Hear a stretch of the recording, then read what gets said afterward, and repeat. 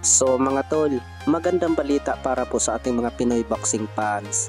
Dahil po ay may sumabog po na balita mga tol, ay may bigating laban po na paparating po ngayong buwan ng September sa pamamagitan po ng Unified Super Middleweight World Champion Canelo Alvarez versus 2 Division Undisputed Terence Crawford ay maglaban na po ngayong buwan ng September 13 sa Riyadh, Saudi Arabia. Bukod dyan ay marami pong nag-alala kay Terence Crawford mga tol.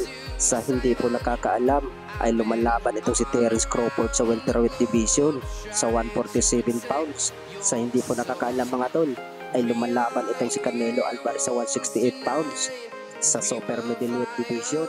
Bali dalawang division pong hakbangin po ni Terence Crawford mga tol para sa bupain itong si Canelo Alvarez. Maraming nagsasabi mga tol na mahihirapan daw itong si Terence Crawford kay Canelo Alvarez.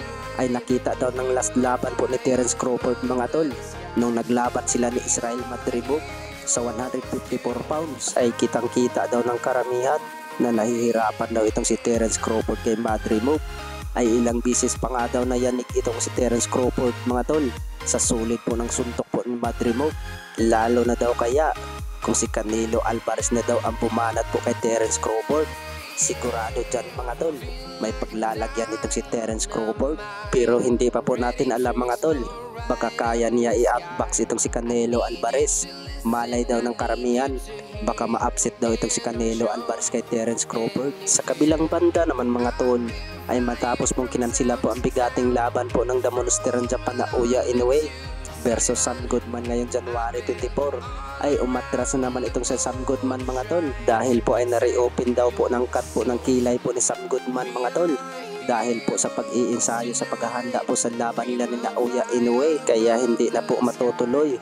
Ang kapalit po ni Sam Goodman mga tol, ito na po ang makakalaban po ni Naoya Inoue galing South Korea, itong si Yoo-Jong Kim na may kartadang 21 wins, 13 knockouts at may 2 talo. Banat po ng karamihan mga tol ay kakainin lang daw to ni Naoya Inoue itong Koreano. Bukod dyan ay banat nga ito ng Koreano mga tol ay ito daw ang pinakamalaking laban sa kanyang professional boxing career na makakalaban ang binansagan ng halimaw ng Japan ng The Monster na Oya Inoue. Kaya ipakita daw niya sa buong mundo mga tol kung gaano siya kagaling sa ibabaw ng ring.